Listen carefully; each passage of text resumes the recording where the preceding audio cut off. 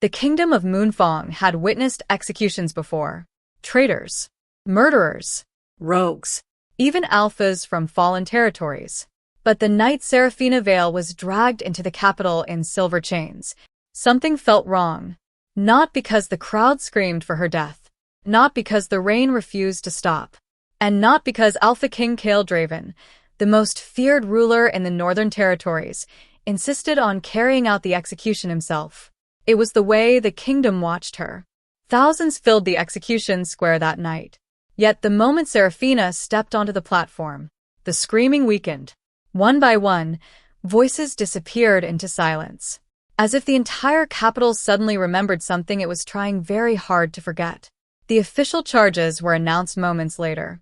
Treason against the crown, conspiracy with enemy pacts, the murder of royal guards, the theft of forbidden bloodline records, crimes punishable by death. And, according to the royal council, the evidence against her was undeniable. But years later, surviving witnesses would describe that execution with a very different sentence. Not the night the traitor died, but the night the kingdom destroyed itself. Because hidden inside the official records of Moonfang, buried beneath burned archives and erased bloodlines, was a truth the royal council spent generations trying to bury. Seraphina Vale was never supposed to stand on that execution platform. She was supposed to disappear long before the kingdom discovered who she really was. And the most terrifying part? Someone inside the royal palace knew exactly what would happen if her blood touched the ground. The storm above Moonfang that night arrived too quickly. Veteran soldiers noticed it first. The skies had been clear only an hour earlier. Then, suddenly, black clouds swallowed the kingdom. Thunder rolled across the mountains. The execution bells started ringing on their own. Even the wolves inside the royal barracks became violent. Handlers lost control of entire rows of trained beasts before Seraphina was even brought into the square. 3 guards were bitten. One had his throat ripped open. And, according to palace servants, the wolves were not attacking randomly. They were trying to escape, as if something approaching the capital terrified them. Then the gates opened, and Seraphina appeared. Her white execution dress was stained with blood and rainwater. Silver chains wrapped around both arms. Her hands trembled from silver poisoning, but her face remained calm. That detail would later become one of the biggest mysteries surrounding the execution, because witnesses expected fear, begging, denial. Instead, Seraphina kept looking at the royal balcony, looking directly at Kael. The Alpha King stood above the crowd in ceremonial black armor, motionless, expressionless, one hand wrapped tightly around the execution blade, a weapon reserved only for royal judgment, meaning this was not simply punishment. This was personal, and the kingdom knew it, because only 2 years earlier, Seraphina had been standing beside Kael as his fated mate, the future Luna of Moonfang. The woman he once disappeared into the forests with for hours at a time. The woman palace servants claimed he could never stop watching. Then, everything changed. The rejection ceremony happened without warning. No celebration. No explanation. One public sentence shattered the entire kingdom. I reject Seraphina Vale as my mate and future Luna. According to royal historians, Seraphina never cried during the ceremony. But she did touch her chest the moment the bond broke, as though something inside her physically tore apart. After that night, the accusations began. Missing records, dead guards, forbidden symbols appearing across the capital walls. Then came the disappearances. Children from lower districts vanished first. Then royal servants. Then 2 council investigators assigned to Seraphina's case disappeared inside the palace catacombs. Neither body was ever recovered.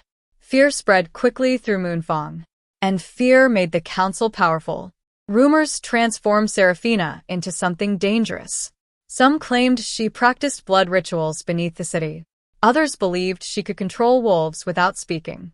But one rumor frightened the kingdom more than all the others combined. It began with a dying elder.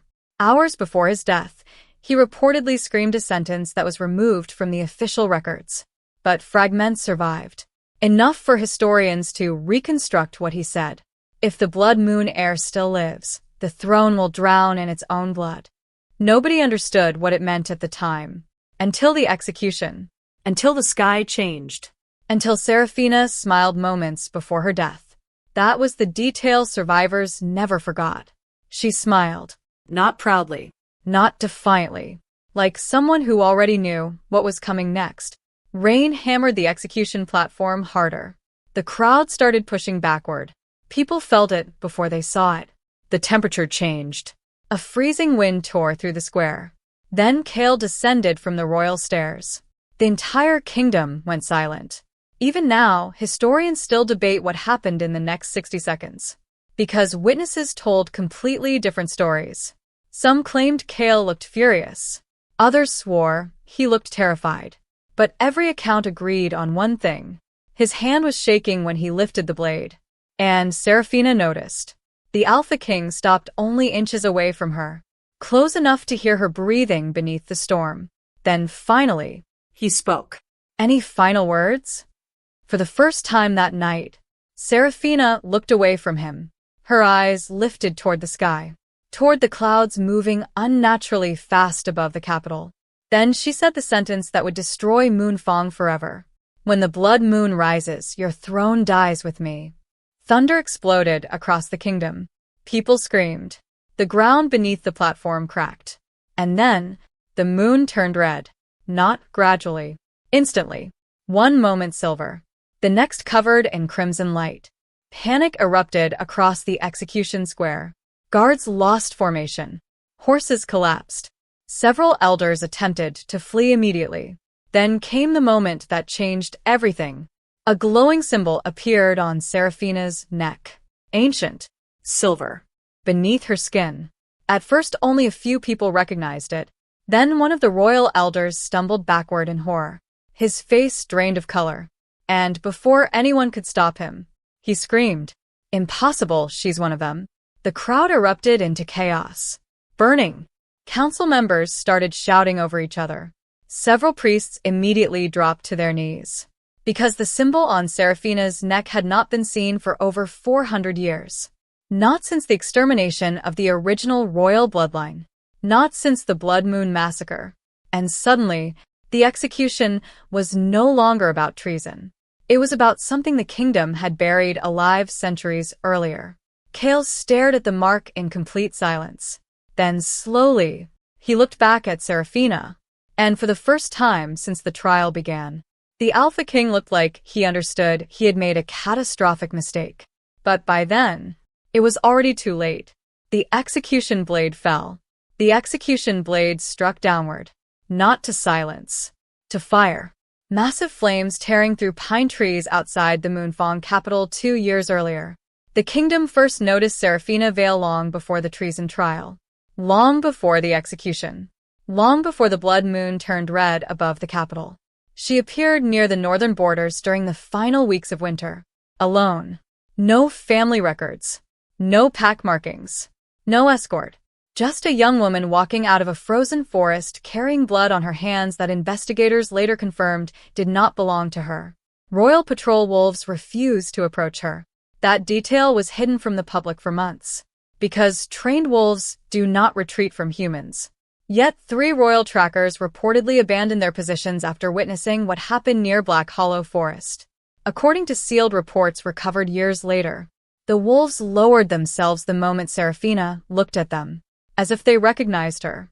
The screen cuts again. Nightfall. Heavy snowfall between towering black trees. Kael moving silently through the forest alone. No guards. No royal banners. Just the Alpha King tracking footprints through the snow. Then, he stops. A heartbeat. Low. Violent. Unnatural. The mate bond activates instantly. Historians later described it as the moment Moonfang's future collapsed. Kael sees Seraphina standing near a frozen river. Moonlight reflecting across the ice. Her wrist bleeding from silver cuts. She turns toward him slowly. And the Alpha King, known for executing rogues without hesitation, completely freezes. Because according to palace servants, Kael changed after that night. He disappeared from council meetings. Stopped attending war briefings. Started leaving the palace after midnight. and every trail led back to Black Hollow Forest. The screen flashes rapidly. Kael and Seraphina speaking beside a fire. Kael wrapping bandages around her wrist. Seraphina laughing quietly for the first time. A hidden cabin deep in the woods. Then, a hooded figure watching them from the trees. Then another. Then 3 more. Members of the Royal Council. Watching silently. One elder whispers. Her bloodline survived. Council chamber. Torches burning. Maps spread across stone tables. Voices overlapping rapidly. The prophecy warned us. If Kael marks her publicly, the throne is finished. She cannot become Luna. Another interruption. A servant bursts into the chamber. Your Majesties, another child disappeared near the Eastern District. Silence. Then immediate cut. The disappearances started only weeks after Seraphina entered Moonfang territory. 7 children vanished within 2 months. No bodies recovered. No scent trails. And every investigation somehow circled back toward her. The kingdom became divided. Some believed she brought a curse into the capital. Others believed someone was framing her. But before any investigation reached a conclusion, Kael announced the mating ceremony. Thousands gathered inside the Moonfang ceremonial arena. Silver banners hanging from stone towers. Royal wolves chained beside the throne. Seraphina standing in white ceremonial robes. And Kael, completely expressionless. Witnesses later claimed Seraphina realized something was wrong before the ceremony even began. Because Kael never looked at her. Not once. The bond ceremony starts. Priests begin chanting. Moonlight touches the arena floor. Then, Kael interrupts the ritual. Gasps spread instantly through the crowd. I reject Seraphina Vale as my mate and future Luna. Total silence. Not shock.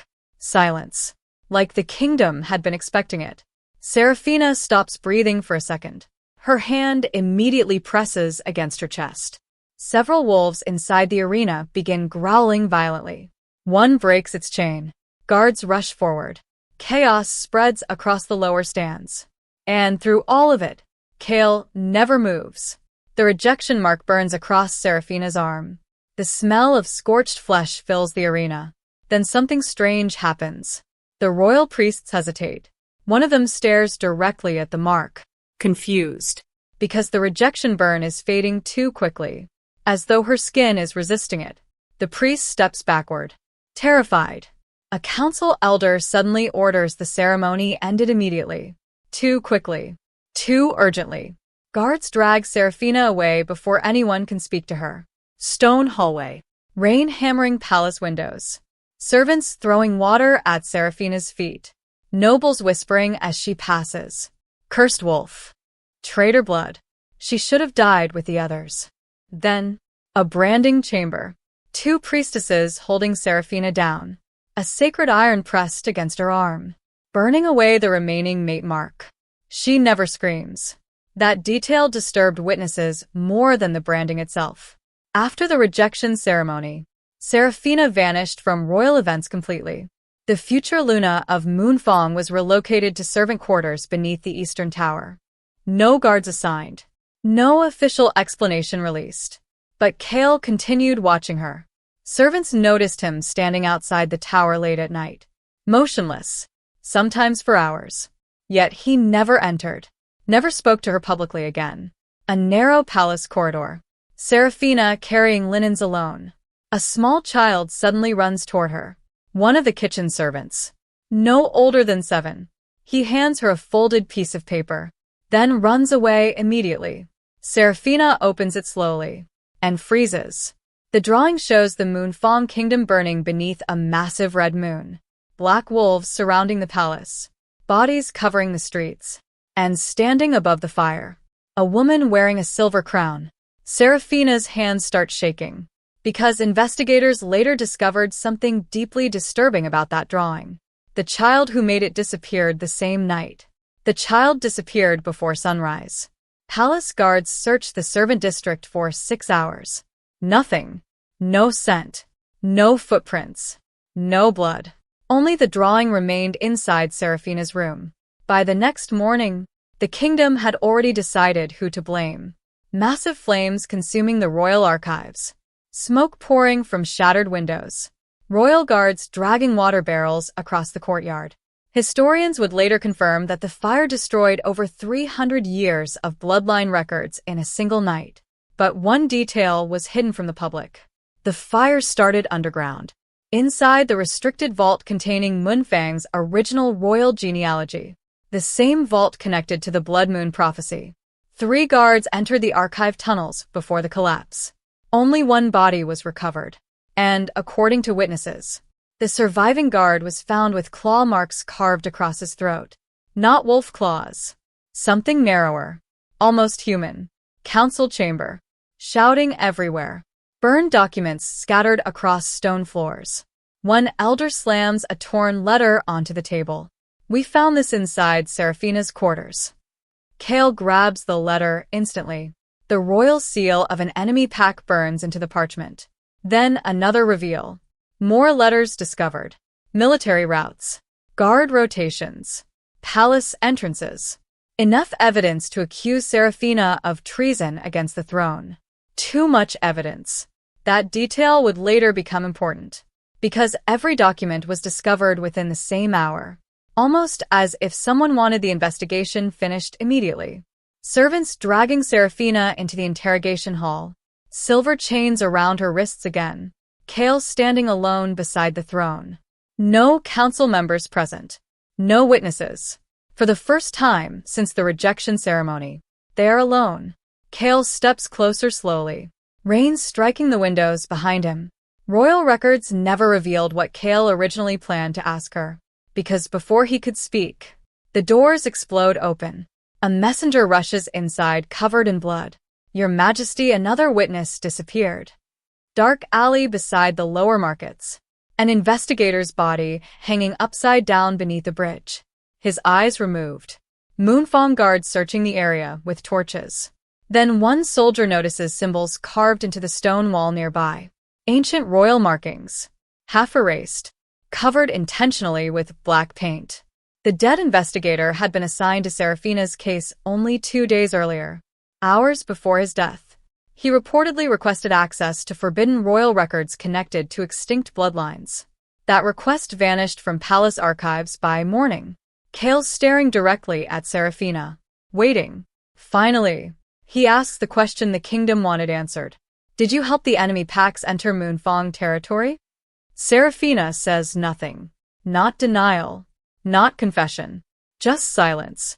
And that silence changed everything. Because according to palace witnesses, Kael looked more disturbed by her silence than by the accusations themselves. Screaming erupts outside the chamber. Guards rush past the doors. Steel clashes violently in the hallway. Kael immediately draws his blade. The doors burst open. An assassin charges inside, wearing royal guard armor. Not rogue armor. Royal armor. The assassin attacks Kael directly. Fast movement. Steel against stone. The assassin never speaks. Kael breaks his arm against the wall, removes the helmet, and freezes. The attacker is one of the palace sentries assigned to archive security. Dead only hours later. Poison capsule hidden beneath his tongue. That assassination attempt was officially blamed on enemy infiltrators. But years later, investigators uncovered something terrifying. The assassin entered the palace using authorization from the royal council itself. Prince Lucien moving through underground palace corridors holding a torch. Kael's younger brother.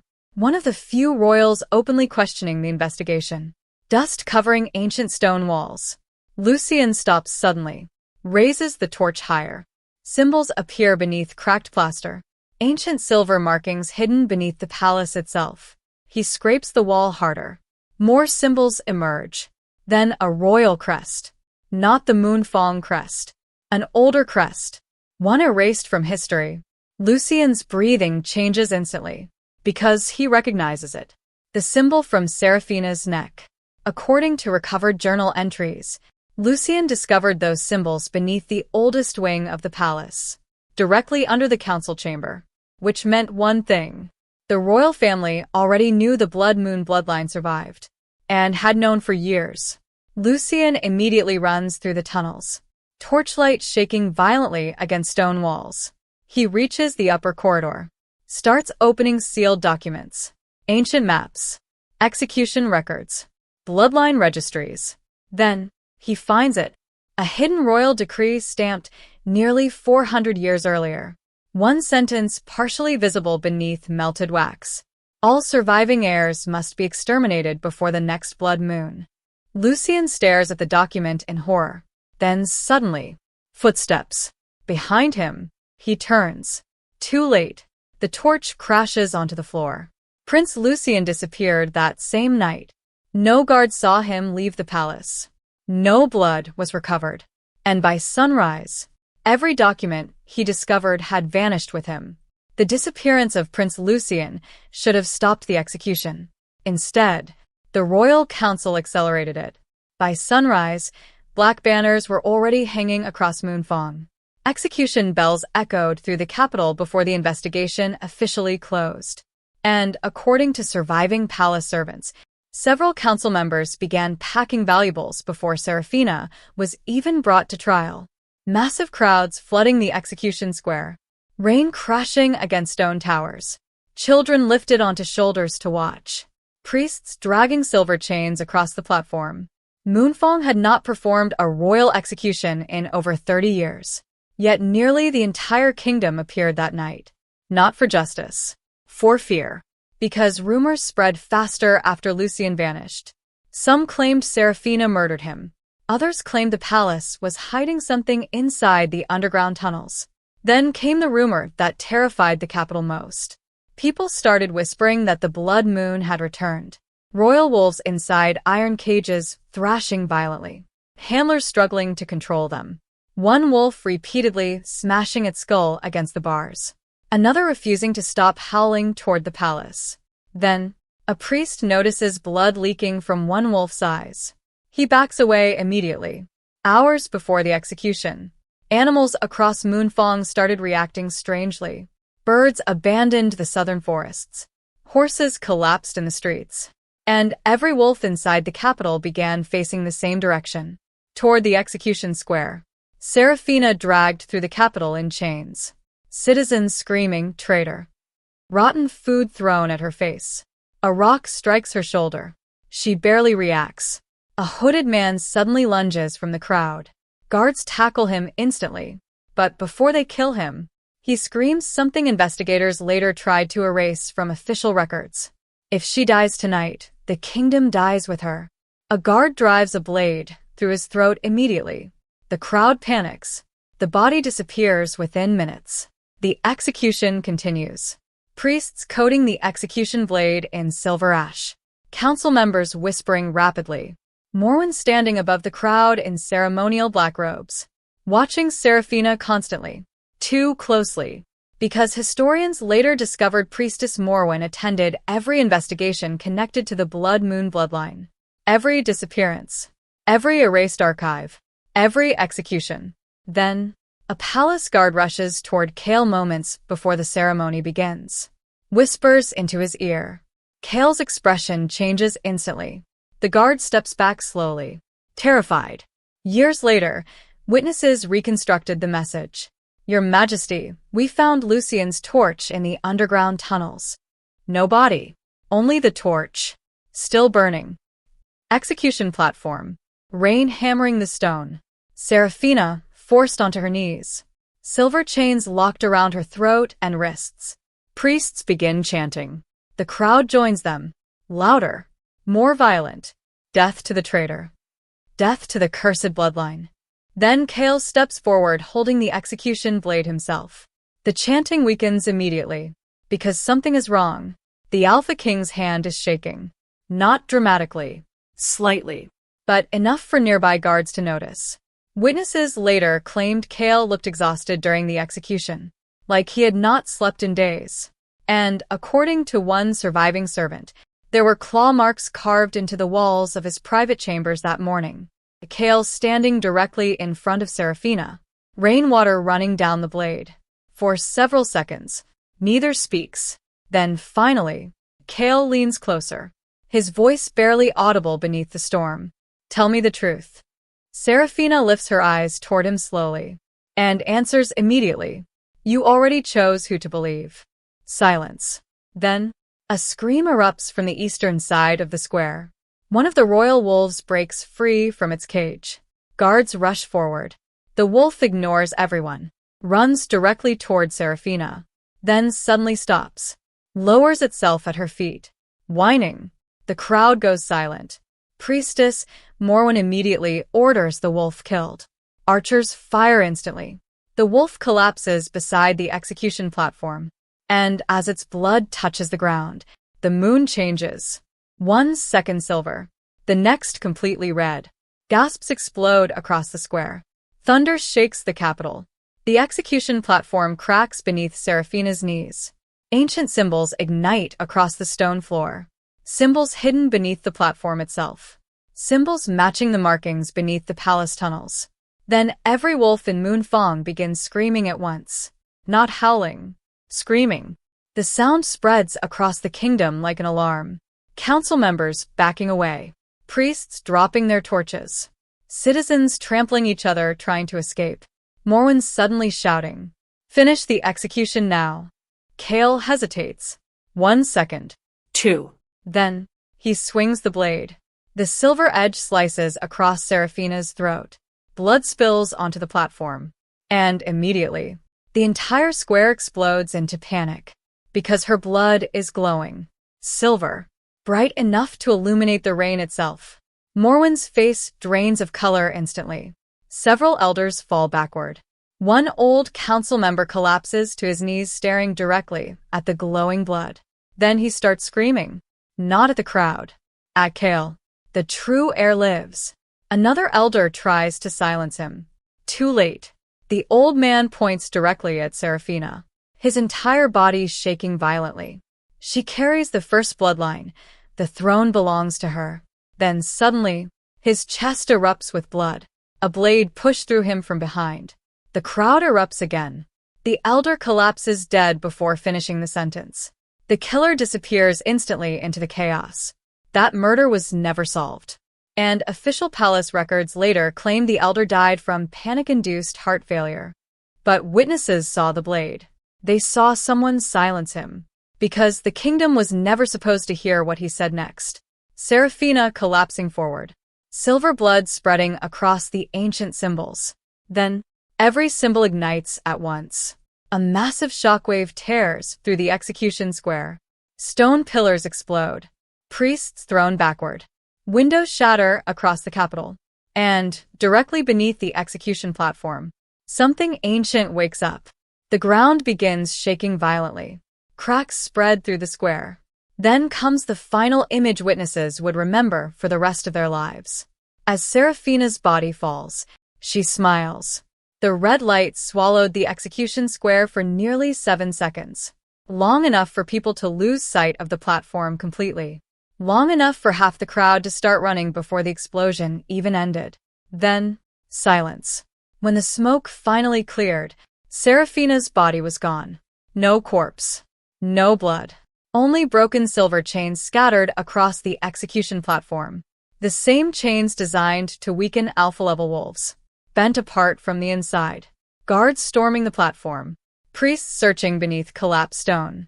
Council members screaming over each other. Then another interruption. A soldier suddenly notices something carved into the execution floor beneath the broken chains. Ancient symbols. Freshly burned into the stone.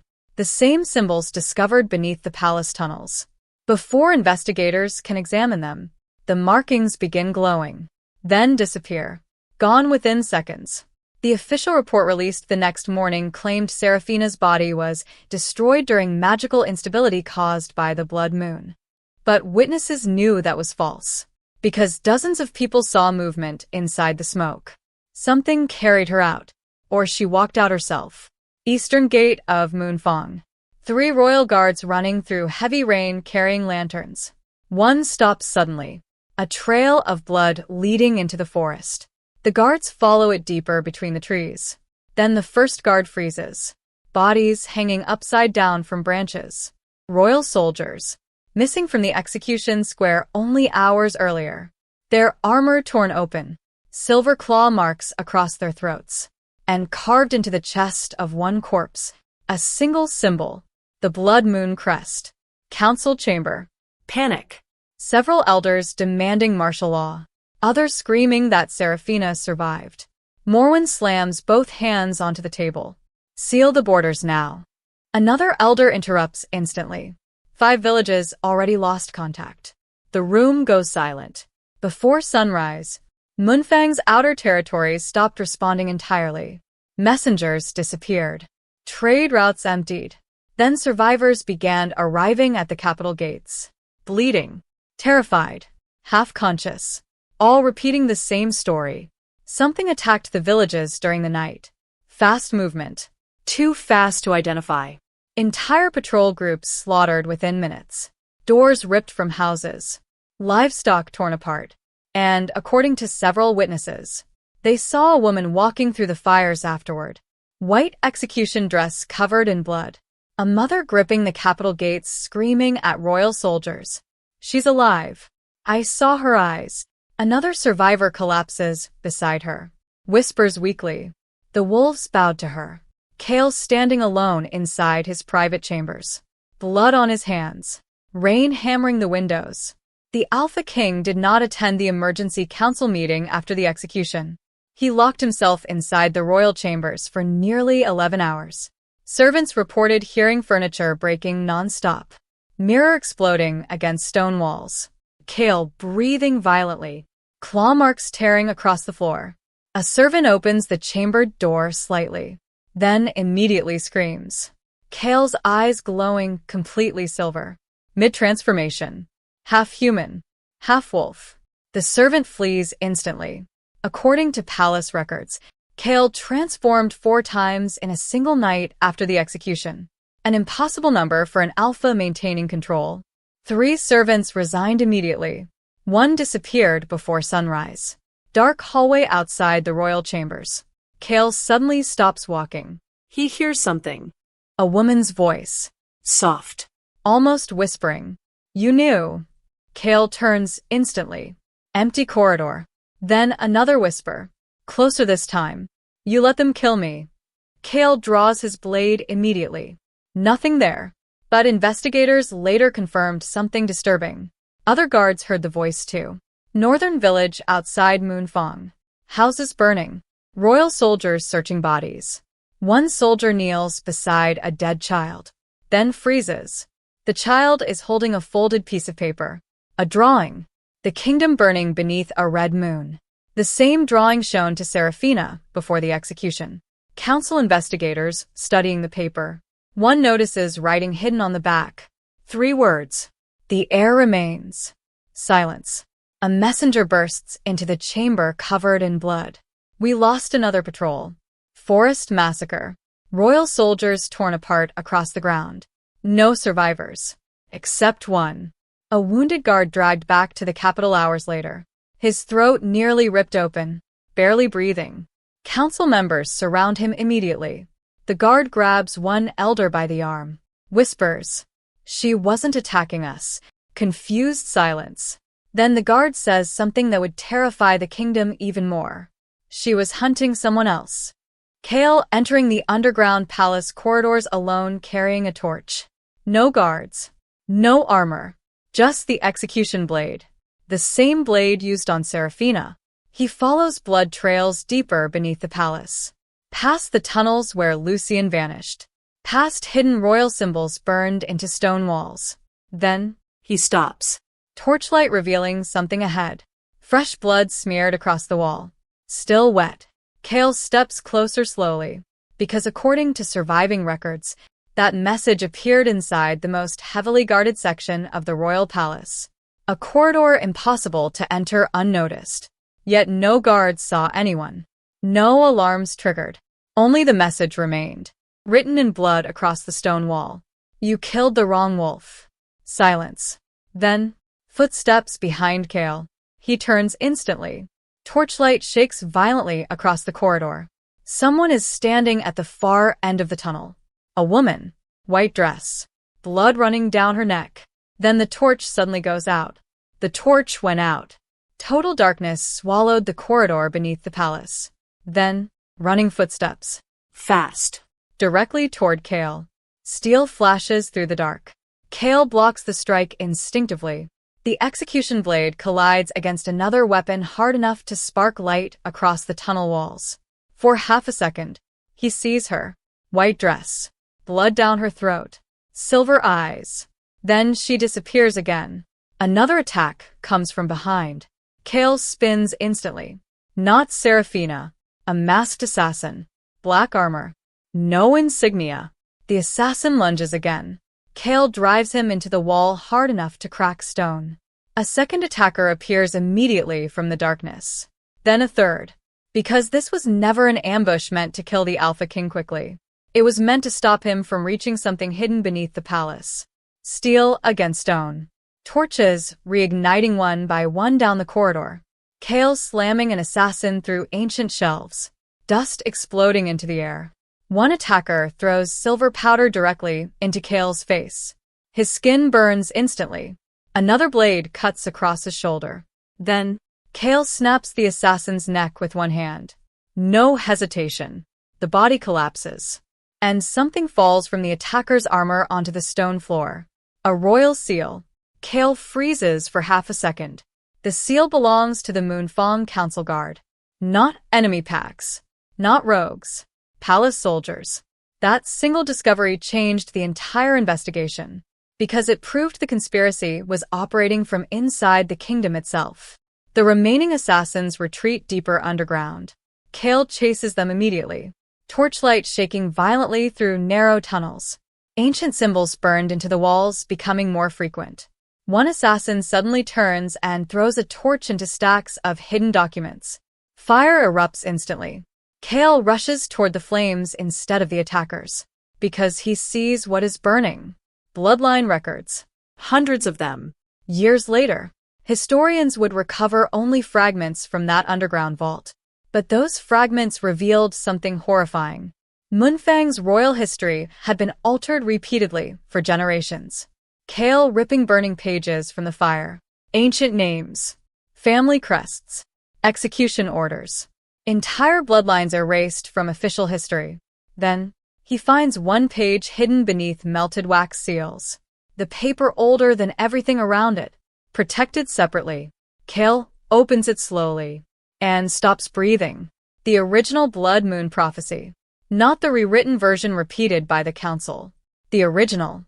For over 400 years, Moonfang believed the prophecy warned that the Blood Moon heir would destroy the kingdom. But the original text said something completely different.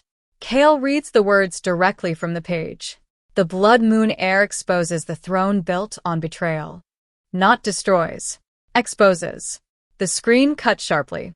Kael immediately grabs another record nearby. An execution registry.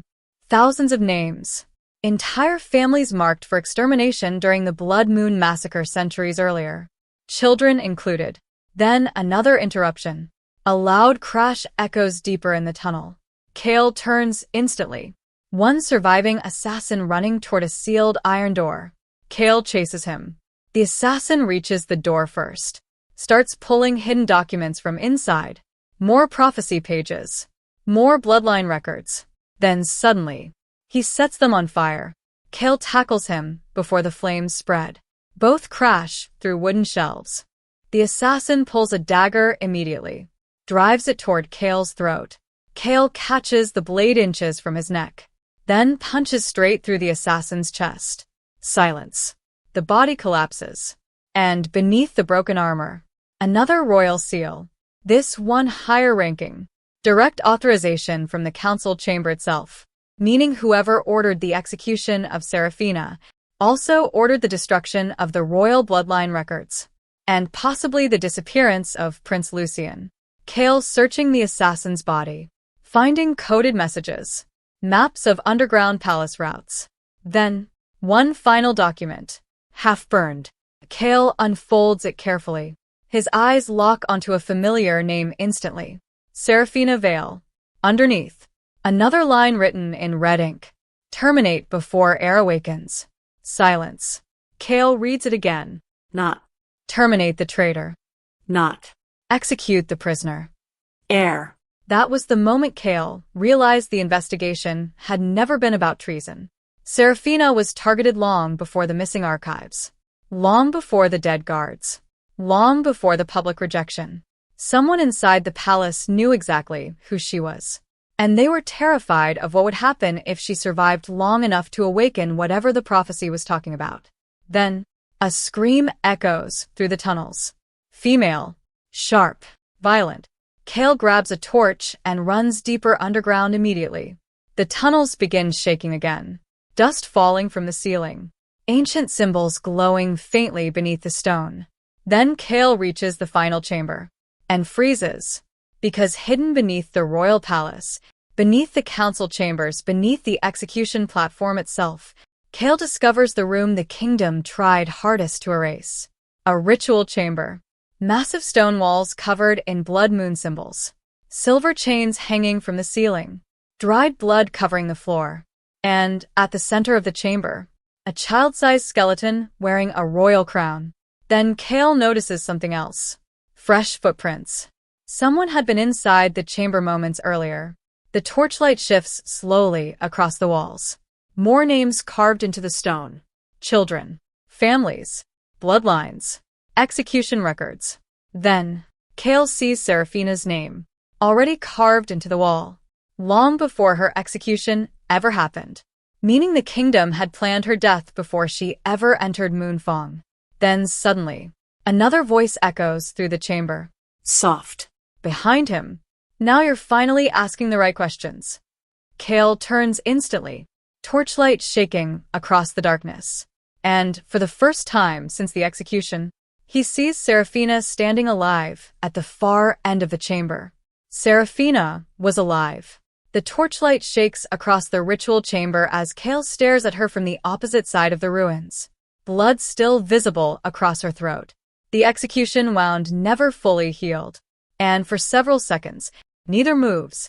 According to recovered council recordings, the royal palace officially declared Seraphina dead 3 times after the execution. 3 separate death confirmations. 3 separate funeral decrees.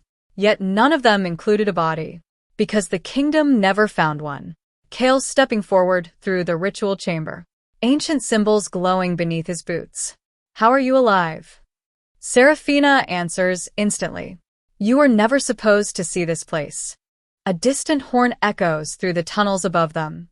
Palace alarm bells. Someone discovered Kael entered the forbidden vaults. Seraphina reacts immediately. She turns toward a hidden stone doorway behind the chamber. The wall opens.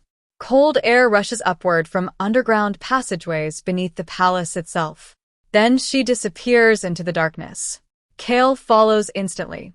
Underground tunnels. Torchlight bouncing violently off stone. Ancient blood moon symbols appearing more frequently the deeper they go. Then, the tunnels open into something impossible.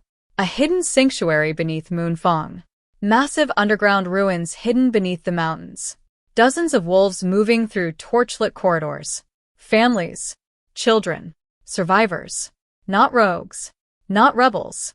Blood moon descendants. The people the kingdom believed were exterminated centuries earlier. Kael hiding behind collapsed stone pillars watching silently. He sees Seraphina walking through the sanctuary. Nobody bows to her. They protect her. Respect her. A loud crash echoes from the training grounds nearby. Kael turns instantly. A teenage boy slamming another fighter into a stone wall hard enough to crack it. The boy's eyes glowing silver. Unstable. Violent. 3 older wolves struggle to restrain him. One gets thrown across the arena instantly. Witnesses later described the boy as dangerous even among Blood Moon survivors. Too powerful. Too aggressive. Impossible to control during transformations. And, according to sanctuary records, he hated the Moonfang throne more than anyone else underground. The boy notices movement behind the pillars. Kael steps out slowly. Silence. The boy stares directly at him. Then his expression changes instantly. Recognition. Not confusion. Recognition. Because Blood Moon heirs reportedly recognized blood relatives immediately. No introduction required. No explanation needed. The boy attacks without warning. Fast movement. claws out instantly. Kael blocks the strike barely in time. The force drives him backward across the stone floor. The boy attacks again. Faster. More violent. You don't belong here. Another slash. Kael catches his wrist and freezes. The same royal birthmark. The same silver veins beneath the skin. The same eyes. That was the moment Kael realized the truth. The boy was his son. A second voice echoes through the sanctuary. Enough. Everyone stops immediately. A young girl standing at the entrance of the chamber. Silent. Still. No visible fear. Unlike the boy, her power is controlled. The torches around her flicker strangely, then slowly dim. Several wolves lower their heads the moment she enters. Survivors inside the sanctuary believed the girl inherited the strongest blood moon abilities in generations. Abilities connected directly to the original prophecy. Abilities the royal council spent centuries trying to erase. The girl walks directly toward Kael. No hesitation. No fear. Then she stops inches away from him and looks directly into his eyes. Silence. Complete silence. No narration. No movement. Then she speaks. Mother said you would come after the kingdom started dying. Flash images. Burning villages. Dead soldiers. Blood moon symbols appearing across Moonfang walls. Council members disappearing. Royal patrols slaughtered. Then another cut. Kael staring at the children again. The son still glaring at him with open hatred. The daughter calm, watching him carefully. Then Kael notices something else. The girl is holding a folded drawing in her hand. She opens it slowly. The kingdom burning beneath a red moon. The same drawing shown before every major attack. Investigators later discovered those drawings appeared near every blood moon massacre site across Moonfang territory. Always before the killing started. Never after. Seraphina stepping forward from the shadows behind the children. She places a hand on the boy's shoulder. He calms instantly. Then she looks directly at Kael. They were supposed to die before they were born. Silence. Then another interruption. A horn blast somewhere deep inside the sanctuary. Loud. Urgent. The wolves react immediately. Guards running through the tunnels. Weapons drawn.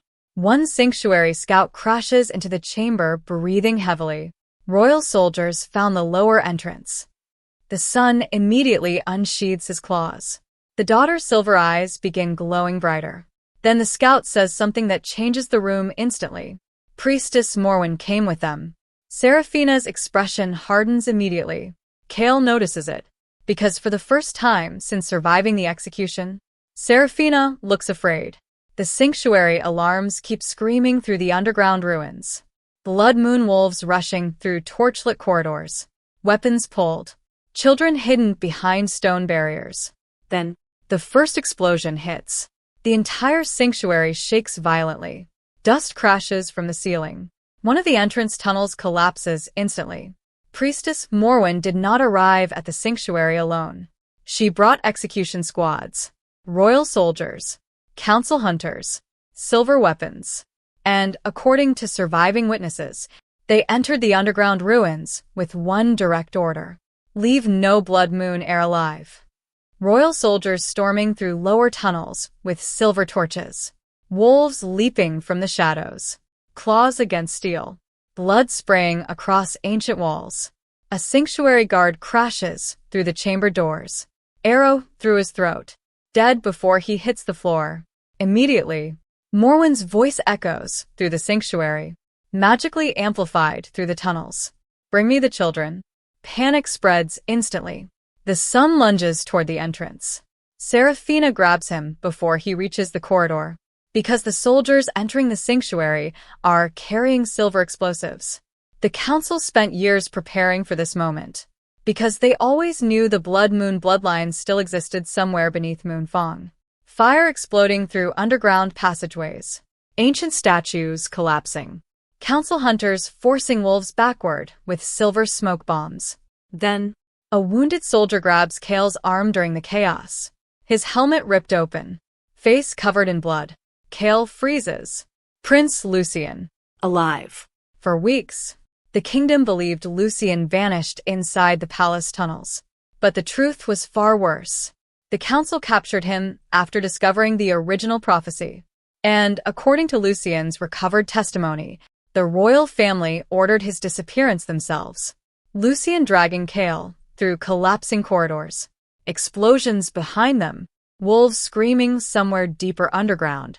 Then Lucian slams a hidden archive box onto the floor. Documents scatter everywhere. Ancient prophecy pages. Execution decrees. Lists of children. Kael grabs one document. His expression changes instantly. Hundreds of names. All marked with the same symbol. Blood Moon descendants. Children executed over generations. The kingdom had been murdering Blood Moon heirs for centuries. Quietly. Secretly. One child at a time. Then another interruption. Lucian grabs Kael violently. The prophecy was altered. Ancient prophecy pages spread across the floor. The rewritten version beside the original. One line missing from the public version. Lucian points directly at it. The Blood Moon heir exposes the throne built on betrayal. Not destroys. Exposes. Another document. Council signatures. Execution approvals. Kael's breathing stops. One signature stands above all the others. Queen Evelyn Draven, his mother. The execution order against Seraphina was approved directly by the royal bloodline itself. Not because she committed treason. Because she survived. Kael, remembering the rejection ceremony. His mother watching silently from the royal balcony. Morwen whispering beside her. Council elders staring at Seraphina's arm when the mate mark refused to burn properly. Massive explosion. The archive chamber collapses partially inward. Morwen's soldiers found them. Fast movement instantly. Lucian grabs a blade from the ground. Kael draws the execution sword again. Royal hunters rush through the smoke. Silver arrows flying through the chamber. Kael blocks one barely in time. Lucian kills another attacker instantly. Then, the sun appears. The Blood Moon heir. Eyes glowing silver. He tears through two soldiers before they can even raise weapons. Brutal. Fast. Uncontrolled. Witnesses later claimed the boy fought more like a starving wolf than a trained heir. No hesitation. No fear. Only rage. Then, the daughter enters the battle. And everything changes. The torches extinguish simultaneously. The entire sanctuary darkens. Silver light begins spreading across the walls. Not from fire. From her eyes. Because according to surviving council hunters, the girl awakened something ancient beneath the sanctuary that night. Something connected directly to the Blood Moon itself. Stone symbols glowing across the underground ruins. Silver energy moving beneath the floor. Royal soldiers suddenly collapsing mid-battle screaming in pain. Blood leaking from their eyes.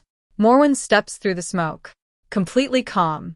Black ceremonial robes untouched by the chaos. She raises one hand. Every council hunter stops immediately. Then she looks directly at Seraphina. You should have died with the others. Silence. Then Seraphina steps forward slowly. The entire sanctuary watching. Fire burning behind them. Children crying deeper underground. Kael standing between both sides. And for the first time, since the execution, Seraphina looks directly at him. Not at Morwen. At Kael. Because the next sentence would become one of the most quoted lines in Moonfang history. Even centuries later, Seraphina's voice barely rises above the flames. You didn't kill me that night. Kael doesn't move. Then she finishes the sentence. You killed the man I loved. Silence. Complete silence across the sanctuary. Even the fighting stops for a second. Then Morwen smiles and reveals the final horror. Your mate bond was never broken naturally. Kael turns instantly toward her. Morwen continues immediately. We poisoned it. We weakened his instincts. We made sure he doubted you before the Blood Moon awakened. Kael remembering everything differently now. The headaches. The rage. The sudden distrust. The nightmares after meeting Seraphina. The sanctuary floor cracks open beneath them. A massive shockwave erupts upward. Ancient symbols explode with silver light. Wolves begin screaming again. Not in fear. In recognition. because beneath the sanctuary ruins, something enormous was waking up. And Morwen knew exactly what it was. The sanctuary begins collapsing seconds after the ground cracks open. Stone pillars splitting apart. Fire racing through ancient tunnels. Blood moon symbols igniting across the walls like veins beneath the mountain. Then, something roars beneath the kingdom. Not a wolf. Something older. Every wolf inside the sanctuary reacts instantly. Some flee. Some collapse. Others lower themselves toward the ground as if recognizing the creature waking beneath them. Then another interruption. The daughter's eyes turn crimson. Not silver anymore. Crimson. The torches around her explode one after another. Council hunters begin backing away immediately. Even Morwen looks disturbed for the first time. Kael grabbing Seraphina as another explosion tears through the sanctuary ceiling. Children running through smoke-filled corridors. Lucian dragging survivors toward escape tunnels. The sun ripping through collapsing walls trying to hold back royal soldiers. Then, the entire mountain shakes violently. Outside the sanctuary, Moonfang erupts into chaos. Citizens running through burning streets. Royal banners torn down. Packed territories attacking each other openly. Council members executed publicly by their own guards. The kingdom collapsed faster than anyone expected, because the truth spread before the council could stop it. The execution. The false prophecy. The murdered children. The erased bloodlines. And once the outer territories discovered the royal family orchestrated everything, civil war began before sunrise. The Moonfang palace under attack from within. Royal wolves turning on their handlers. Servants opening hidden gates for rebel packs. Fire spreading through the western towers. Then another interruption. Queen Evelyn Draven standing inside the royal throne room alone, watching the capital burn from the balcony. According to surviving records, Kael's mother never attempted to flee the palace, because she believed the blood moon prophecy still had one final stage left to complete. Back inside the sanctuary, massive stone structures collapsing around Kael and Seraphina. The daughter standing motionless at the center of the ruins. Crimson eyes glowing brighter. Then the ground beneath her feet opens completely. A massive shockwave erupts upward. Ancient chains burst through the stone floor. Something enormous moves beneath the kingdom. For centuries, Moonfang historians dismiss the final section of the prophecy as symbolic, until the sanctuary collapsed, because hidden beneath the kingdom, sealed beneath the original Blood Moon Temple, something had been imprisoned, something connected to the first royal bloodline.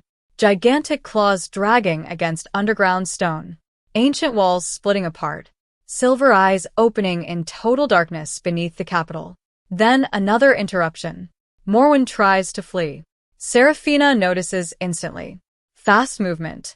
Seraphina tackles her into burning debris before she reaches the exit tunnels. The sanctuary shakes harder. Morwen screams while trying to crawl away. Then Seraphina grabs her throat. How many children did you murder for this kingdom? Morwen laughs through the blood. Actually laughs. Then says the sentence that freezes Kael completely. Enough to keep your daughter from awakening sooner. Silence. The daughter slowly turns toward Morwen. Crimson light spreading through the ruins.